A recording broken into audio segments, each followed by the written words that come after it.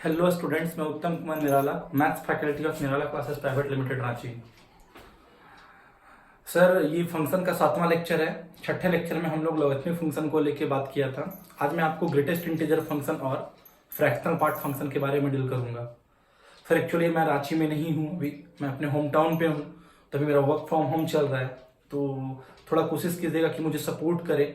अगर कुछ विजुलाइज नहीं होगा तो आप कमेंट पे लिख के मुझे पूछ लीजिएगा कि कहीं प्रॉब्लम तो नहीं हो रहा है आपको, लेकिन ध्यान से देखिएगा, हर कुछ आपको सही से विजुलाइज होगा। ओके, चलिए आज का लेक्चर हम शुरू करते हैं।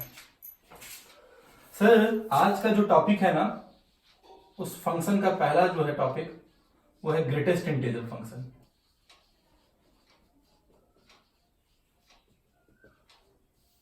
ठीक है, greatest integer function fx is equal to कुछ ऐसा साइन होगा। This is called greatest integer function.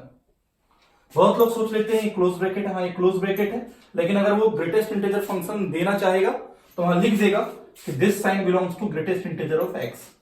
Okay, तो इस फंक्शन का डोमेन क्या है, इस फंक्शन का रेंज क्या है, इसका इस टॉपिक से रिलेटेड डोमेन और रेंज के जब प्रॉब्लम्स आते हैं तो कैसे बनाते हैं, मैं सारा कुछ लेके डील करूंगा। इस टॉपिक को समझने के लिए सबसे इंपॉर्टेंट चीज होता है इसका ग्राफ समझना। अगर इसका आप ग्राफ समझ लेंगे तो ग्रेटेस्ट इंटीजर फंक्शंस के बारे में पूरा नॉलेज रखेंगे। तो सबसे पहला बात, इसका मैं ग्राफ बना के आपको दिखाता हूं, बहुत इजी है। This is the graph of greatest integer function. ये ग्राफ जो बना रहे हैं ना हम, वो ग्रेटेस्ट इंटीजर फंक्शन का ग्राफ बना रहे हैं। देखिएगा ध्यान से स्टूडेंट्स,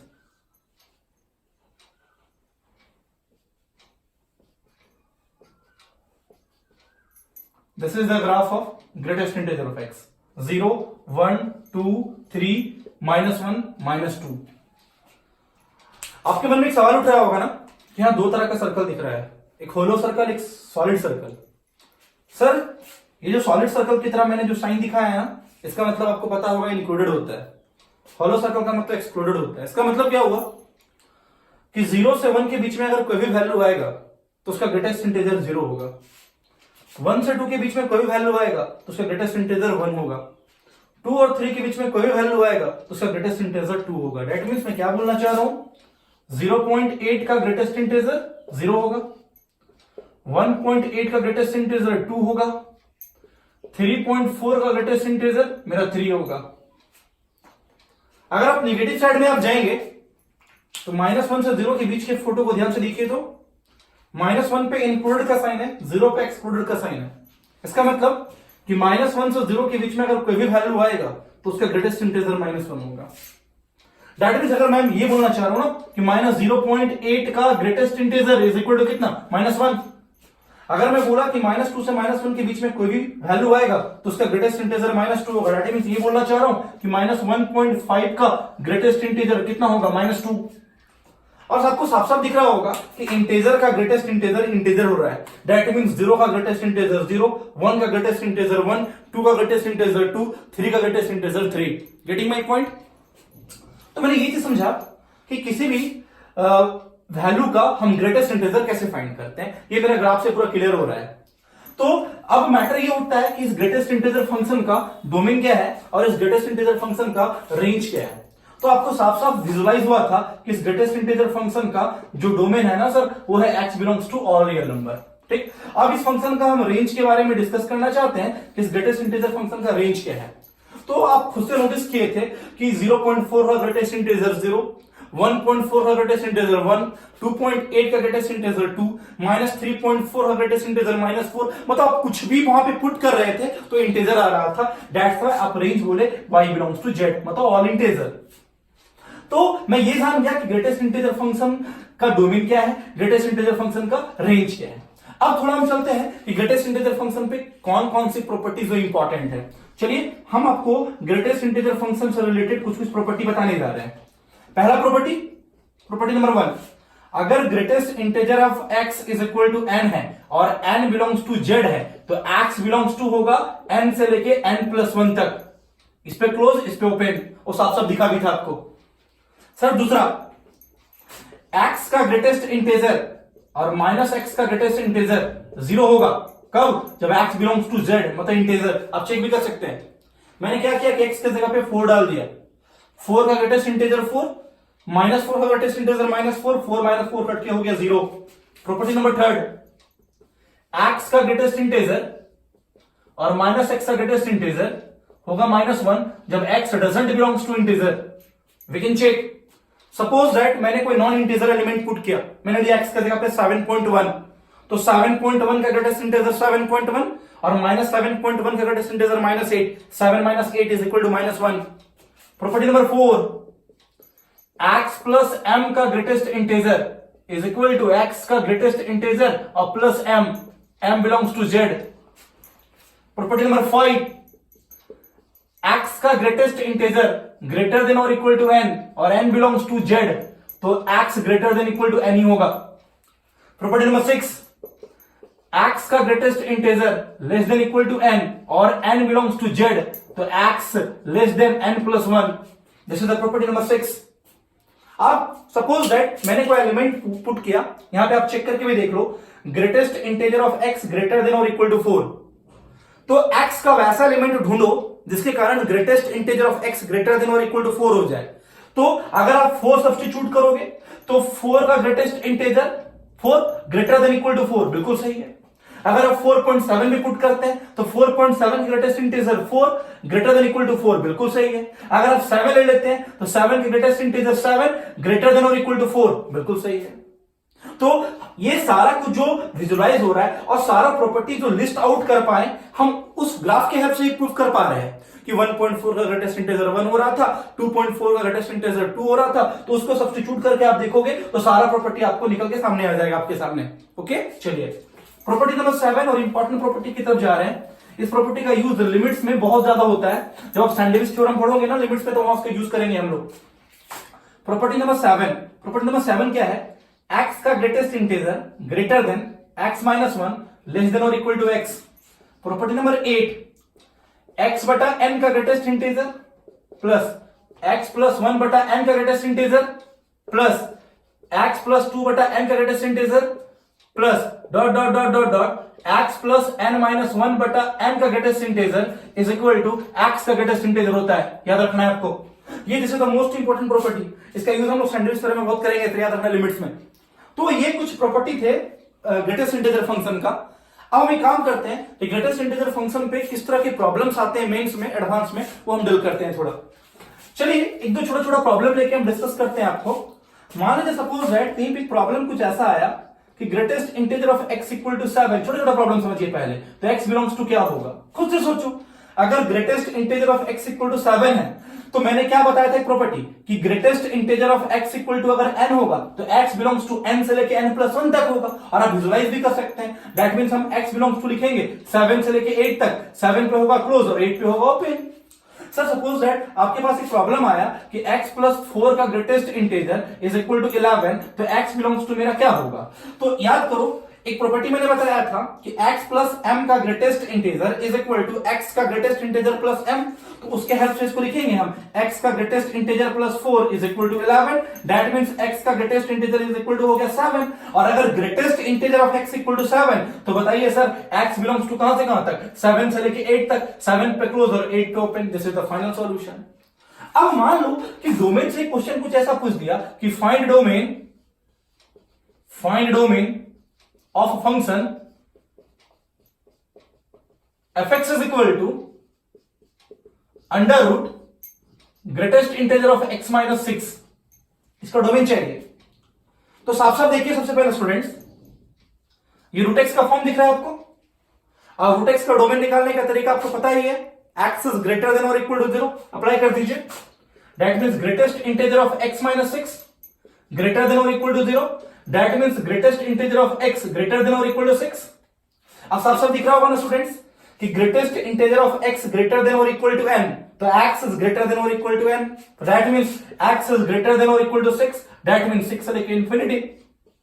इस फंक्शन का फाइनल डोमेन हम निकाल दिए सर। जब ग्रेटेस्ट इंटीजर फंक्शन के साथ ना फ्रैक्शनल पार्ट फंक्शन जुड़ता है ना तो टॉपिक का वैल्यू और ज्यादा हो जाता है।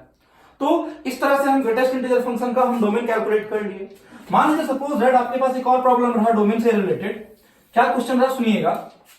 क्वेश्चन कुछ ऐसा है, कुछ क्वेश्चन पूछा कि find domain of function fx is equal to under root greatest integer of x का whole square minus 5 times of greatest integer of x plus 6, इसका डोमेन चाहिए।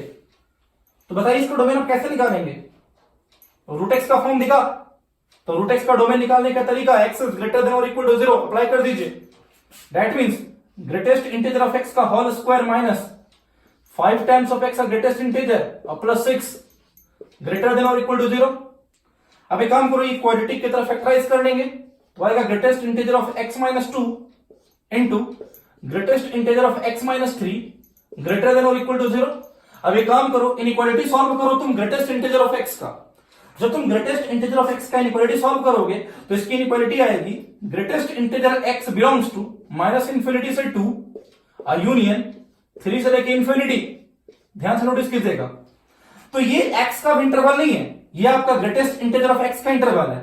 तो माइनस इंफिनिटी से 2 कहने का मतलब क्या हुआ? 2 से छोटा। That means greatest integer of x less than और equal to 2 union greatest integer of x greater than और इक्वल टू 3। जब हम प्रॉपर्टी से चर्चा करेंगे तो प्रॉपर्टी से अगर हम डिस्कस करेंगे तो ये है greatest integer of x less than और इक्वल टू n। तो मैंने प्रॉपर्टी बताया था, आप पॉज करके देख लीजिएगा कि अगर greatest integer of x less than और इक्वल टू n तो x less than n plus 1। That means अपन लिखेंगे x लेस देन 3 यूनियन। ये प्रॉपर्टी को ध्यान से देखो, greatest integer of x greater than और इक्वल टू 3 तो x ग्रेटर देन और इक्वल टू 3 तो x इज ग्रेटर देन और इक्वल टू 3। इसका मतलब क्या हुआ? 3 से छोटा और 3 से बड़ा। दैट मींस इसको लिखेंगे माइनस इंफिनिटी से 3 यूनियन 3 से इंफिनिटी, ओपन ओपन ओपन और क्लोज। अब आपके पास एक मैटर उठ रहा होगा, सर एक जगह 3 पे ओपन है और एक जगह पे 3 पे क्लोज है, तो फाइनल डोमेन होगा फिर क्या? तो हम एक काम करते हैं, 3 को यहां सब्स्टिट्यूट करके देख लेते हैं। अगर 3 सब्स्टिट्यूट करने पे फंक्शन मेरा डिफाइंड आएगा तो उसको हम डोमेन में इंक्लूड करेंगे, अन्यथा उसको हम डोमेन में इंक्लूड नहीं करेंगे। एक काम करते हैं, ग्रेटेस्ट इंटीजर ऑफ x का जगह पे हम 3 डाल के देखते हैं क्या होता है। 3 का ग्रेटेस्ट इंटीजर 3 का स्क्वायर हो गया 9, ये हो गया माइनस 15, ये हो गया 6, 9 प्लस 6 15, 15 माइनस 15 0, रूट 0 का वैल्यू 0 मतलब फंक्शन आ गया 0 और 0 डिफाइंड टर्म है। दैट मींस हम 3 को इंक्लूड करेंगे। तो तुम खुद से सोचो कि तुम 3 को इंक्लूड करोगे और बोल रहे हैं माइनस इंफिनिटी से 3 और यूनियन 3 से इंफिनिटी और 3 को इंक्लूड कर रहे हैं, तो डायरेक्ट कहां से कहां तक बोलेंगे? माइनस इंफिनिटी से लेकर इंफिनिटी तक। दैट मींस इसका डोमेन बोलेंगे हम x belongs to all real number. इस तरह से हम ग्रेटेस्ट इंटीजर फंक्शन का हम डोमेन फाइंड कर लेंगे। लेकिन अगर इसी को हम आगे बढ़ाते हैं, एक टॉपिक होता है सर फ्रैक्शनल पार्ट फंक्शन, और बाद में जाके तुरंत अभी हम फ्रैक्शनल पार्ट वर्क फंक्शन और ग्रेटेस्ट इंटीजर फंक्शन को मर्ज करेंगे, तो देखना टॉपिक का वैल्यू बढ़ेगा कितना। तो एक काम करते हैं, यहां से हम आगे बढ़ते हैं और स्टार्ट करते हैं सर फ्रैक्शनल पार्ट फंक्शन। अब मैटर ये उठता है कि फ्रैक्शनल पार्ट फंक्शन क्या होता है, समझिएगा ध्यान से। What is fractional part function? Fractional part function का डेफिनेशन क्या है? fx is equal to this sign goes to fractional part of x. This is called fractional part of x.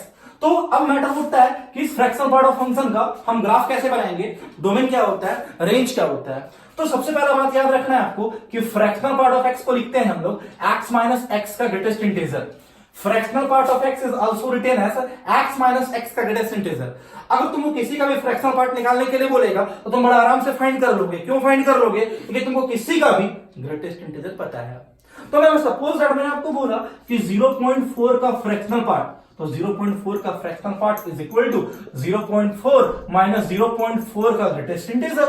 तो दैट मींस 0.4 माइनस 0.4 का greatest integer 0, that means value is 0.4। अगर someone asked a question कि 1.2 का fractional part कैसे निकालेंगे, तो x के जगह पे हम डाल देंगे 1.2।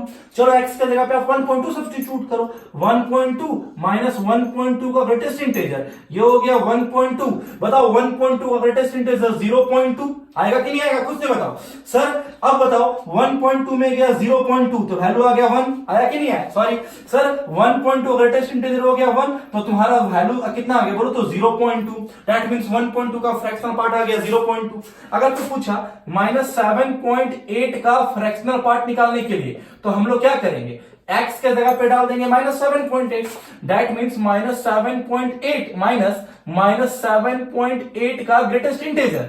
चलो माइनस 7.8 बताओ -7.8 का ग्रेटेस्ट इंटीजर -8 माइनस माइनस +8 और 8 में गया 7.8 मतलब वैल्यू आ गया 0.2। दैट मींस हम किसी भी वैल्यू का फ्रैक्शनल पार्ट निकालने के लिए सीख गए। जब किसी भी वैल्यू का हम फ्रैक्शनल पार्ट निकालने के लिए सीख गए तो अब एक काम करते हैं, इसका ग्राफ बनाते हैं और ग्राफ से फिल करते हैं कि इसका डोमेन क्या होगा और इसका रेंज क्या होगा। तो आइए चलिए स्टूडेंट्स, मैं आपको अब फ्रैक्शनल पार्ट ऑफ एक्स का ग्राफ बना के दिखाता हूं। ध्यान से सुनिएगा। जो फ्रैक्शनल पार्ट ऑफ एक्स का ग्राफ होता है ना सर, कुछ ऐसा ग्राफ होता है। This is the graph of fractional part of x. देखिएगा ध्यान से, ये ग्राफ होता है फ्रैक्शनल पार्ट ऑफ एक्स का।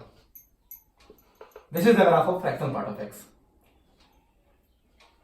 ये ग्राफ होता है फ्रैक्शनल पार्ट ऑफ एक्स का। ये ग्राफ होता है फ्रैक्शनल पार्ट ऑफ एक्स का ग्राफ। ऐसा होता है कुछ, सुनिएगा ध्यान से, ठीक है। ये होता है 0, ये होता है 1, ये होता है 2, ये होता है -1, ये होता है -2। ध्यान से सुनिएगा स्टूडेंट, ठीक है। अगर इस ग्राफ को लेकर हम डिस्कस करें तो देखना, इस ग्राफ के बारे में बहुत कुछ समझेंगे। अगर तुम ध्यान से फिल करोगे ना, अगर तुम ध्यान से फिल करोगे, यहां कुछ ऐसा मर्ज होता है सर, ठीक है। ये कुछ ऐसा होता है, ठीक है। ये कुछ ऐसा होता है, ठीक है। ये y = x की लाइन है, y = x की लाइन है सर। ध्यान से सुनिएगा, ये y = x - 1 की लाइन है सर। ये y = x - 2 की लाइन है सर, ठीक। ये y = x + 1 की लाइन है सर। ये y = x + 2 की लाइन है sir. This is the graph of fractional part of x। अगर आपको ध्यान से फील हो रहा होगा ना, तो एक चीज फील कीजिए कि फ्रैक्शनल पार्ट ऑफ x कुछ मेरा ऐसा था, इसका डोमेन 4 है, तो डोमेन तो साफ साफ दिख रहा है, belongs to all real number. हमको रेंज चाहिए, तो रेंज आप ग्राफ से भी विजुलाइज कर सकते हैं। क्या विजुलाइज कर सकते हैं ग्राफ से? सुनिएगा कि रेंज जो है, देखिए तो रेंज का मतलब होता है y का वैल्यू। तो एक्स एक्सेस पे पूरा ग्राफ टच किया हुआ है, छू रहा है, और एक्स एक्सेस पे y 0 होता है, और मैक्सिमम 1 तक जा रहा है, लेकिन 1 ले नहीं रहा है, एग्जैक्ट 1 एक्सक्लूड कर रहा है। और वहां पे भी आप समझे थे कि 0.1 का ग्रेटेस्ट फ्रैक्शनल पार्ट 0.1, 1.8 का फ्रैक्शनल पार्ट 0.8, -2.9 का फ्रैक्शनल पार्ट 0.1। तो कुछ भी वैल्यू आ रहा है, 0 आ रहा है बट 1 नहीं आ रहा है, तो उस फंक्शन का, इस फंक्शन का जो रेंज लिखेंगे वो 0 से लेके 1, 0 पे क्लोज और 1 पे लेके ओपन। तो मैंने ये जान लिया कि फ्रैक्शनल पार्ट ऑफ एक्स का जो रेंज होता है वो 0 से 1 के बीच में होता है। 0 पे क्लोज लेते हैं बट 1 पे ओपन लेते हैं। ये फ्रैक्शनल पार्ट ऑफ एक्स का रेंज होता है। ओके, चलिए अब मैटर ये उठता है कि अगर इसी चीज को हम ग्रेटेस्ट इंटीजर फंक्शन के साथ मर्ज करते हैं, बड़ा सुंदर सा क्वेश्चन बनता है। सर सपोज दैट आपके पास किसी ने क्वेश्चन पूछा कि find domain of fx is equal to 1/x minus x का ग्रेटेस्ट इंटीजर। तो ये वास्तव में फ्रैक्शनल पार्ट ऑफ x है, इसका डोमेन चाहिए। तो साफ साफ दिख रहा होगा कि सारे इंटीजर पे फंक्शन अनडिफाइंड हो जाएगा। आप 7 लोगे, ये 7, ये भी 7 ग्रेटेस्ट इंटीजर, तो 7 - 7 0, 1/0 इंफिनिटी। 8 लोगे, 8 का greatest integer 8, 8 - 8 0, 1/0 function infinity. That means इस फंक्शन का जो आप डोमेन लिखोगे वो क्या लिखोगे? x belongs to all real number except integer. x belongs to all real number except integer लिखोगे इसका। तो फ्रैक्शनल पार्ट ऑफ x और ग्रेटेस्ट इंटीजर फंक्शन एक दूसरे के साथ जब हम चलाते हैं ना, तो क्वेश्चन का लेवल बहुत स्ट्रांग होता है। देखो कैसे, और बताते हैं तुमको। एक क्वेश्चन आया बता जेईई मेन में, एडवांस लेवल क्वेश्चन है, समझो ध्यान से। जेईई एडवांस में आया हुआ क्वेश्चन है, ठीक। क्वेश्चन कुछ ऐसा था, fx इज इक्वल टू, कुछ ऐसा था, solve the equation 2 times of x का greatest integer of x is equal to x plus x का फ्रैक्शनल पार्ट। इस इक्वेशन को सॉल्व करने के लिए बोला गया था। तो इस इक्वेशन को सॉल्व करने का मतलब हुआ x का वैल्यू निकालना। तो कैसे निकालेंगे? देखो एक काम करते हैं, इस x को लिख देते हैं 2 टाइम्स ऑफ x का ग्रेटेस्ट इंटीजर। इस x को मैं लिख दूं, देखो तो फ्रैक्शनल पार्ट ऑफ x और प्लस x का ग्रेटेस्ट इंटीजर और प्लस x का फ्रैक्शनल पार्ट। कैसे लिखे सर? ताकि हमको पता था ना कि fractional part of x is equal to x minus x का ग्रेटेस्ट इंटीजर। इसको धर ले आओ, ये हो गया greatest integer of x is equal to 2 times of fractional part of x। अब खुद से सोचो कि fractional part of x is equal to क्या लिखेंगे? x का ग्रेटेस्ट इंटीजर अपॉन 2, ठीक है। इस पैटर्न पे आया हुआ क्वेश्चन है सर एडवांस में। तो हमको क्या पता है कि फ्रैक्शनल पार्ट 0 से 1 के बीच में होता है। तो हमको क्या पता है कि फ्रैक्शनल पार्ट ऑफ x जो होता है ग्रेटर देन और इक्वल टू 0 और लेस देन 1। अब इस फ्रैक्शनल पार्ट ऑफ x की जगह पे हम ये सब्स्टिट्यूट कर दें, तो x का greatest integer upon 2 greater than और इक्वल टू 0 और लेस देन 1, क्रॉस मल्टीप्लाई कर दो तो greatest integer of x greater than और इक्वल टू 0 और less than 2, that means greatest integer of x आ गया 0 से 2 तक, 0 पे क्लोज 2 पे ओपन। अब मैटर ये उठता है कि 0 से 2 तक में बहुत वैल्यू है और हमको ये पता है सर कि ग्रेटेस्ट इंटीजर सिर्फ इंटीजर होता है। कि आपको क्या पता है कि ग्रेटेस्ट इंटीजर का जो रेंज होता है ना सर वो ऑलवेज इंटीजर। तो 0 से 2 के बीच में सिर्फ दो ही इंटीजर है, कौन कौन, 0 और 1। That means greatest integer of x सिर्फ दो ही वैल्यू लेगा, 0 और क्या क्या 1, दो ही वैल्यू लेगा। जब ग्रेटेस्ट इंटीजर 0 से 1 तक आ गया तो तुम खुद से सोचो तुम फ्रैक्शनल पार्ट का वैल्यू यहां से निकाल लोगे। तो using equation 1, using 1 fractional part, जब तुम ग्रेटेस्ट इंटीजर का वैल्यू 0 पुट करोगे तो फ्रैक्शनल पार्ट 0 आएगा और जब तुम ग्रेटेस्ट इंटीजर का वैल्यू 1 पुट करोगे तो फ्रैक्शनल पार्ट तुम्हारा आ जाएगा 1/2। अब खुद से तुम सोचो और दिमाग लगाओ खुद से कि ग्रेटेस्ट इंटीजर 0 होने पे फ्रैक्शनल पार्ट 0 और ग्रेटेस्ट इंटीजर 1 होने पे फ्रैक्शनल पार्ट 1/2। तो x क्या होता है, x होता है आपका fractional part of x plus x का ग्रेटेस्ट इंटीजर।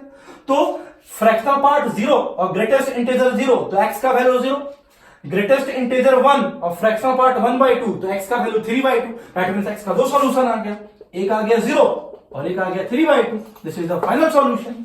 इस तरह से हम लोग fractional part of greatest integer function पे डिस्कस करते हैं।